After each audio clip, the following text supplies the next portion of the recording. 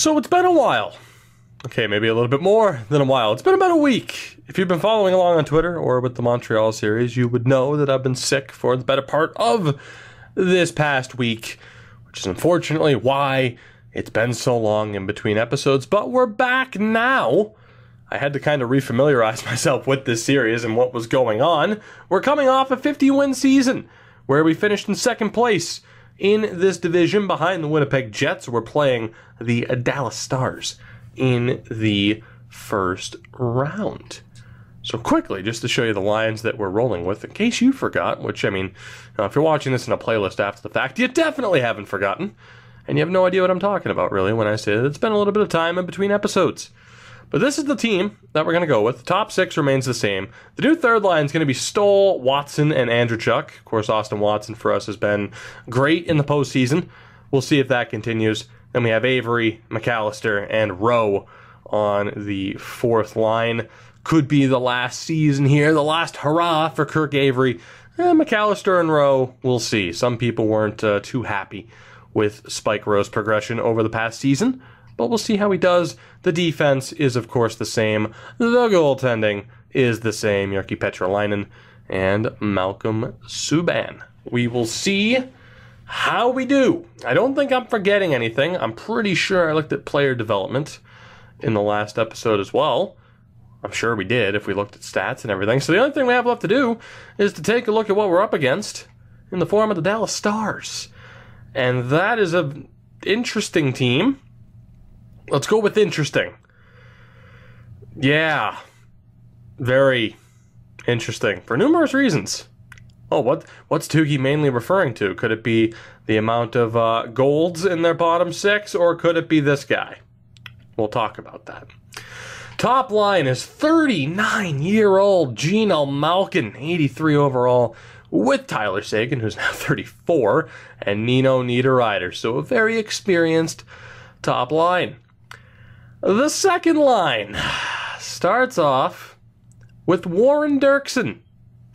I'd say one of few players in either series that we've had so far in NHL 18 that has actually developed like we would kind of hope. He was a fourth-round steal. He's turned into a very solid player, but we had to let him go. He wasn't worth signing at $6.4 million per season when he put up 43 points. I mean, his career high was 45 points. He did put up 59 points this year, though, a new career high, 27 goals as well. So a change of scenery worked out pretty well for Dirksen. However, when you are playing on a line with Matthew Barzal, who should be a top-line guy, and Denis Gurianov, I can see why he would have put up a few more points, although it's not like we played him with scrubs. The third line, Sonny Milano with Brett Howden and Harry Shugihara. Right, former fifth-round pick. In the fourth line is Oscar Sundqvist with Cody Aguason. I have never seen that name before in this game. Legitimately. I don't know how to react to it. I don't like change. I am scared. Cody Aguason. Now, where do you put the emphasis on, or is it, it could be Aguason. You don't know. There's so many different ways you could pronounce that. Where do you put the emphasis? The emphasis? I don't even know what the hell emphasis is. That's how befuddled I am. Aguason is obviously how you pronounce it. But it could be Aguason. Aguasin. I'll stop. Mika Salamaki is the other member on the fourth line. The defense is, okay, we'll say. Jacob Slavin with Thomas Chabot. Vince Dunn with John Klingberg. And Jake Bean with Cal Foote. The goaltender is X-Tech's favorite, Dennis Godla. Godla. With Michael Neuwirth. 74 overall, 38-year-old Michael Neuwirth. No injuries, just 3 healthy scratches. Noah Bonino, Jacob Jung, and Sean Clough. You know what I'm going to say about this team. I know that you know what I'm going to say about this team. We should probably beat this team. Will we? Is the question. Well, let me tell you, Let me tell you something, brother. We're about to find out. Game 1 in Hartford. What's more ridiculous? Their bottom 6, their goaltending, doesn't matter. It just comes down to who can win these games. First period of Game 1 is decent. Not great, but decent. Kenny Malkin gets the opening goal 1 minute and 57 seconds into the period. Kreider, who we took from Dallas, if I'm not mistaken, gets the goal back. Second period is scoreless, outshooting them 20-17. As we begin the third period sim, tied at 1 goal each, and for no longer than that, Sugihara with the goal. We are trailing. 9:38 to go, and now it's a little bit less. 5 minutes to go, and Godla's gonna shut the door, isn't he? Yep. We got 1 goal past Dennis Godla. 26 saves. That is an incredibly disappointing way to continue this series after, being away for a little bit. Wow. 2-1 loss to Dallas. Solid defense. But really, we're only going to get 1 goal past their goaltender? Are you kidding me? I do want to check here, though. Was it Lowry or Kreider? It was Kreider. Okay. It was Owen Kreider that we stole away from the Dallas Stars. I wasn't entirely sure. Whether or not they'll regret that right now, well, it really decides on how this series will go. Game 2, I'm really not going to make any panic switches anyway. Our team is basically set. We know that we're good enough. It's just, are we going to crumble under the pressure? Let's find out. First period of Game 2 is scoreless, 15 shots to 9 in our favor. Second period is not scoreless. There he is, our old friend, our old buddy, our old pal, Warren Dirksen. We're down 1-0, heading into the third period. We are struggling to score, to put it lightly. Never mind. Eric Tuzolino gets us on the board. Power play chance here for Dallas. How long is this power play? We have one of our own now that we can't do anything with. And then Oscar Sundqvist scores from an awful angle on Jyrki Petrolainen. And that will do it. Tyler Seguin, the empty netter. And this is going poorly. Wow. 2 goals in 2 games. Nathan MacKinnon's not happy with his recent performance? You don't say. We have no choice but to make changes here. We have to spark this team somehow. 2 goals from this offense is not good enough. We have 1 point from Quick. Leidecker and McKinnon haven't done anything. All right, so let's go with Quick, Kreider, Patrick, since they all at least have points. And we'll go Lowry, Leidecker, McKinnon. Sure. Although I'm going to play Lowry at center. Just because. Who the hell cares? Third line is abysmal. All right. Let's just swap that back. That's what the bottom 6 was for most of the season. And we'll see how that goes. Defense, not good. All right. How do we want to do this? Let's go with... I don't know. Let's go with Appleby, Provorov, Harkins, Tuzolino. Why not? You can play in Petrolainen, 9:33. That's good enough. That's not out of this world, but that's good enough. Unfortunately, the team in front of him has really let him down, and now we head to Dallas for games 3 and 4 in a 2-0 deficit, facing a 2-0 deficit and a 2-0 hole. First period of game 3. I know we're kind of breezing through this, but why waste any time, right? Let's see what happens, and there we go. McAllister gets us on the board. Can we? Now, this is going to sound This is going to sound crazy, but bear with me. Can we get more than one goal against a 79 overall goaltender in the playoffs? You think we can do it? I hope so. Second period, Howden ties it. Let's start the sim on the third period. I know it's a playoff video, and oftentimes I've been putting up the webcam with the playoff video too. I genuinely didn't think to do that until right now. And to be honest, I'm kind of glad I didn't. Because you would see nothing but the soul-crushing defeat that is setting in for me right now. As Shabbat and Malkin score again, we have 3 goals in 3 games. And the Dallas Stars are up 3-0. We do have a cup in this series, is what I'm telling myself, to not be all that disappointed. But I am still tremendously disappointed. We have to call up a defenseman now, which is... No, it wasn't even a defenseman, it was a forward that got hurt. It was Spike Rowe. What the hell am I saying? McGillis or Prestberg? Let's go with Ulf Prestberg, I guess. Why not? Does it matter?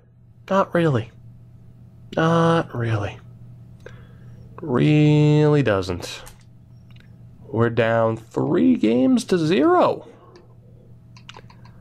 3-0. Alright, McAllister has a point. He's the only guy in the bottom 6 that does. Right. Lydecker, no points. Lowry, no points. McKinnon, no points. Alright, this is... Like, what do you do in this situation when nobody's scoring? Lydecker, McKinnon, Patrick, Lowry, Quick, Kreider, McAllister, Avery, Watson, Andrechuk, Prestberg, Stoll. Why that combination? Just because. And our defense in general is awful right now. Who is the best left-handed player? It is Appleby. So let's go with Provorov, Vignetti, Ribeiro, Appleby, Tuzolino, and Harkins. I again kind of sort of now blame Jyrki Petrolainen, so let's give Malcolm Subban a shot. What do we got to lose? What do we have to lose? We are down 3-0. I know I'm going to have to put Subban back in. We're down 3-0 in the series. We are the only team in all 8 postseason matchups that are facing a potential sweep here at this point in time. What do we got to lose by putting in Malcolm Subban to see if he can dig us out of this hole? I don't blame Petrolainen. The team in front of him is not scoring. Our leading scorer has 2 points in 3 games. His name is Owen Kreider. He's 18 years old. Where's Lydecker? Where's McKinnon? Let's hope they figure it out here. Game 4. This could be a very short episode. This could be a very short episode unless I decide to go forward with the draft. But the problem is I don't really have a set plan for this team. It's been so long since I've, gone through an episode here. I don't really remember what the outlook of this team looks like. First period of Game 4. Phil Quick. Hey, there's our 1 goal. Our 1 goal per game. Second period. Oh my God, that's better than winning the Stanley Cup. 2 goals in 1 game on Dennis Godla. Avery, way to go. Third period. We scored 2 goals for the very first time. I don't know what to do. I really wish I thought to have webcam on for this. I didn't. I'm sorry. But that's okay. Just visualize the frustration on my face. You've seen my gorgeous face. You know what I look like at this point. So just visualize the frustration and the anger as Nathan McKinnon gets an empty net goal. And we keep this series alive. 3-0 final. Shutout for Malcolm Subban. Meant to see how many saves he had. Accidentally hit one over too many times. That's okay. We won. We're not done yet. We are postponing the inevitable, but we're not done yet. So hooray to that. Game number 5. We will put Malcolm Subban back in. Owen Kreider still leading this team in points. Hilarious. We will put Malcolm Subban back in. It was a 29-save shutout for him in the previous game. That right there is a problem. I think that's an understatement. When we have players who have killed it in the postseason before that just haven't bothered to show up today, that is a bit of a problem. But we'll see if we can survive. Game number 5. Back on home ice in Hartford. Let's go. First period is scoreless, dead even in shots at 9 apiece. Second period is not scoreless. Eric Tuzolino and Tyler Seguin just moments later. We are tied at 1 goal apiece. Let's see what we can do. Third period. Let's go team. Can you tell that I'm just full of optimism and confidence right now? Or am I lying and it's just anxiously waiting for it to go wrong? Because of course. You know, I don't have the webcam on for this, obviously. But yes, right now, I'm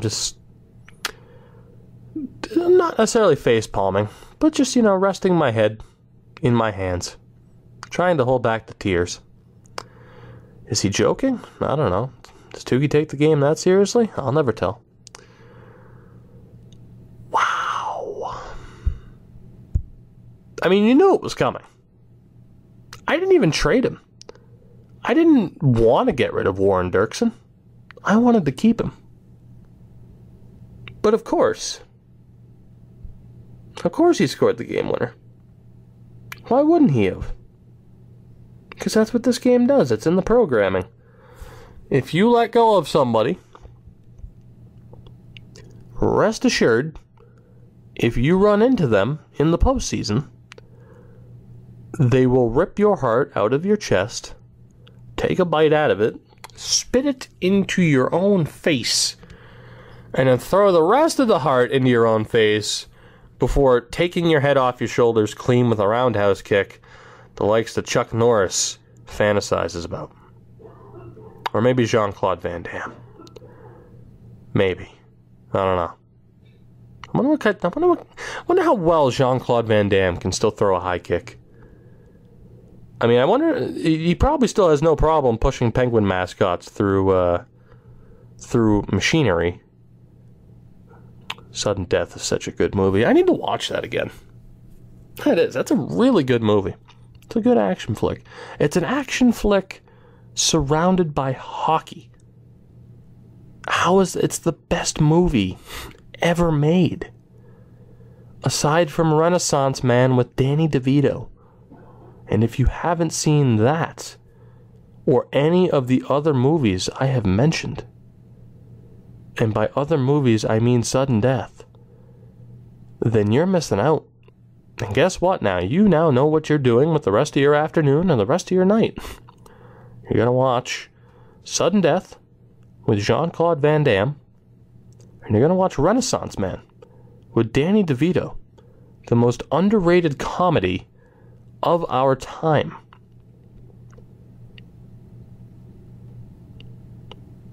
Don't really know how to continue this. I was trying to think of other underrated comedies. I was trying to think of an overrated comedy to kind of compare it to. But there's a lot of overrated comedies, but then again, comedy is subjective. Depends on your sense of humor. Unfortunately for me, my sense of humor isn't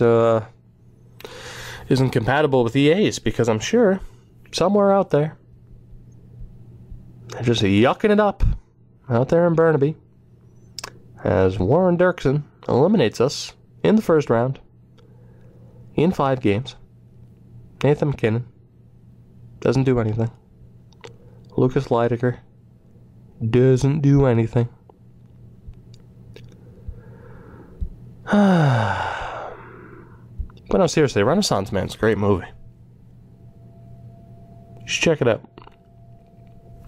Danny DeVito. What an actor. Maybe not the actor of our time. Can't even really say... Well, I mean, can you really say our time? So, I don't know, it's always weird. Because people, when you hear that phrase, oh, the greatest of our time, it's like, well, I mean, are we factoring in everybody who's lived in your timeline? And, you know, in throughout the course of your life? Because, I mean, it'd be kind of weird for me to say Wayne Gretzky's the greatest hockey player of of our time for someone, you know, alive right now. But it's, well, then again, can I say Wayne Gretzky's the greatest hockey player of my time, even though he was, I mean, I was like 5 or 6 years old when he retired? So is he really the greatest hockey player of my time? I don't know. It's Johnny Boychuk. That's the correct answer. If you didn't figure that out, X plus Y equals what? Solve for X. The answer, regardless of how you look to solve the equation, is Johnny Boychuk. What a guy. I will say that despite being sick over the past week, I'm pretty hyped for the end of January. UFC 222 in Boston, TD Garden. 2 title fights on that card. If I can get tickets cheap enough, I'm going. I'm going to watch Francis Ngannou destroy Stipe Miocic like EA just destroyed my hopes and dreams. It's going to be great. It's going to be fun. I've never been to a UFC show. They've had multiple cards in Boston. They even had 2 cards in... No, 1 card in Maine. I never went, though. Never did. I think I'm finally going to have to give in, though, and head down there. Well, that means I might not get to a Bruins game this year. I don't know. We'll see. I plan on going to a couple of games this year. It hasn't worked out that way. But then again, the money that would be used to go to UFC would kind of be cutting into the getting these goddamn PC upgrades fund, which, you know, we're still working on that. We're doing what we can with the holidays and all. Still got to update my passport, which is... Oh, that's going to be great. It's been a couple months since I found out that there's more than likely going to be a trip out to the Vancouver offices, to the Burnaby offices for EA at some point. And, yeah, the thought of getting into a gigantic metal tube 30,000 feet above the ground still just scares the ever-loving shit out of me. But, you know, I'll get through it. Whether or not I'm going to be drugged up to do it, I don't know. We'll figure it out. Oh, by the way, who saw the trailer for Batman Ninja? Now, I'm not a big anime fan. I mean, you know, like growing up, you know, I mean, like it's weird though. It's like I'm a fan of like traditional Japanese anime. Beyond being a kid and growing up with Pokemon and Yu-Gi-Oh, and you know, it's like even like on TV. Like, I don't know if you consider. I don't even know if you consider those traditional anime though. I mean, they are. Well, they are. Nah, never mind. They are. What am I saying? They are. But you know, when it comes like that, that was kind of the cutoff. Like Dragon Ball Z was never a thing. But this new Batman Ninja movie is in like full stereotypical anime mode, and it looks amazing. Like, it really does. Now, I've mentioned before, I am a Batman nerd. Like, badly. Like, when it comes to, you know, the superhero genre, I mean, you know, Superman, nah. You know, even like the Avengers and all that stuff, I haven't really watched those movies. They just don't interest me. When it comes to superheroes, it's pretty much just been Batman. I think that's because, you know, growing up in the 90s, all of those tremendous, absolutely tremendous animated films that were out. Mask of the Phantasm, Sub-Zero, just to name a few. If you've never watched the Batman animated movies, especially the ones from, the 90s, check those out. Add those to your watch list. I know, you got a lot of stuff to catch up on. Renaissance Man. Now you got Batman Ninja to look forward to. I know, it's a lot. It is. But it's worth it. It's worth it. It's tough, though. It's tough. I mean, I know for me personally, I have trouble balancing out what I want to watch and when I have time to watch it. Between, what's on TV, whether that be sports or TV shows, what's on YouTube, what's on Netflix. It's tough to balance all. It's tough to balance it all out. Hell, there are movies that I've been meaning to see and TV shows I've been meaning to watch for years that I just haven't gotten around to watching. I don't know if I ever will.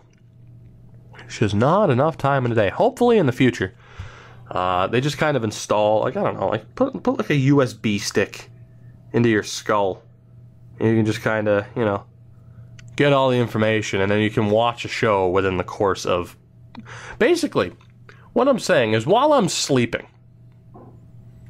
can my dreams essentially just be me watching episodes of shows that I want to watch or a movie? Because that would be sweet. Or, that way I could rewatch something I want to rewatch. Whether that be... I don't know, there are some shows I wouldn't mind watching again. There were some really good shows out there. Wouldn't mind rewatching something like Sons of Anarchy, for example. Good show. So, at night, you just plug the USB stick into the side of your head. And, it's like, oh, hey, did you have a dream last night? Yeah, I watched the entire first season of Sons of Anarchy. It was tremendous. Like, what do you mean you watched it? I literally watched it. It's this brand new thing. It's incredible. You can't tell me that's not going to be a thing. You can't tell me that's not going to be a thing, because of course it's going to be a thing. I mean, Jesus, apparently we can view into the past. You can view these black holes that are billions of light years away, and they're technically in the past and all that science shit. So who's to say that I can't multitask and watch TV while I'm sleeping and still retain all the information? Who's to say? I think it could happen. Don't you? It's 8:44 in the morning. Does that have anything to do with why I'm a bit delirious? Probably not. Probably not. I will say as well, it was interesting reading your responses in the comment section of the last video as to whether or not you watch on Twitch. It did confirm one of the things I was assuming, and that is just because the time of my streams normally factor into whether or not certain people can watch, which kind of sucks, but I'm not surprised. I'm not surprised. My schedule is so horrifically inconsistent, as I mentioned earlier, with being sick and everything, and why this hasn't been a thing. Tales from the Borderlands is free on Games with Gold. That sounds awful. But speaking of Telltale Games, I still gotta play through the Batman series at some point. At some point. We'll figure out when that happens. I don't know. At some point in the future. Does that pretty much cover it? Maybe. Am I forgetting anything? What else is going on at the moment? I don't even know. What else is going on at the moment? What am I forgetting? Forgetting about something. As I stare across my room at this gigantic framed poster from WWE No Way Out 2007. It's The Undertaker just staring me down. Might have been 2006. But regardless, just staring me down all the time. Judging. Speaking of which, WWE Network's one of those things I've wanted to catch up on. I have wanted for the longest time to go back and watch through, not just the old pay-per-views, pay-per-views from like 97 to 2005-ish. Even 6, 7. Man, there was a lot of pay-per-views in 2006, 2007 that I missed. Family battled with with cable companies at that point, so there was a lot of stuff I missed around that time that I've wanted to go back and watch. But again, that has to do with trying to balance everything out. It's not always easy. Especially, when a large portion of my day revolves around, at least my daily routine revolves around making videos, live streaming, working. It's an interesting life. Not really. It's kind of boring, but I like it. It's quiet. I don't know. It's weird. I enjoy the hustle and bustle of a big city. But also, it's like I don't mind going out, hanging out with friends, going to Bruins games, going to hockey games, going to UFC cards, whatever. Going to movies, don't care. But also, there's nothing quite like just, hanging out and doing nothing. Enjoying the quiet. It's like I'm 70 already. I'm not. So that's cool. Yeah. Yeah. Jeez, it's December already. I got a birthday coming up in February. That's going to be fun. Another year older. But hey, then the Toogie24 name will actually be fitting. For those who don't know, hell, if you made it this far, you deserve to know. The whole Toogie24 thing is 24 is my favorite number. I was born on February 24th. Hence Toogie24. But yeah, February, I'll be 24. So that makes sense. Toogie24, I'm 24, at least for a calendar year. That'll be great. I guess. I don't know. What a great 24 years, or 23 years, though. Damn. It's been interesting. It's been interesting. Suppose we'll delve into that at a different time. As I'm looking at my dog. Emmy, at this point. She's just sitting over there sleeping. But it's weird. Like sometimes her eyes will open when she's sleeping. And you can just see her eyes fluttering. It's kind of creepy. It's kind of creepy. Because she's such an adorable dog and it's such a strange look. Anyway. Have a good day. Have a good night. Whatever. I don't know you. I don't know where you are. I don't know where you live. Don't care to know.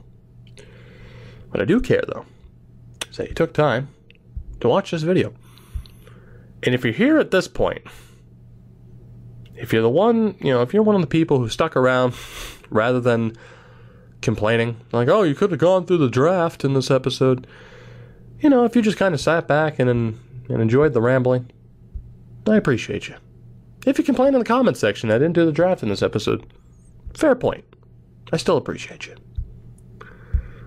We passed 1.5 million channel views or something like that. 7K subs.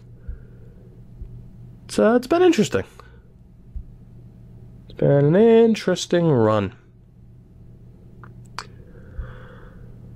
I'm gonna kill Warren Dirksen.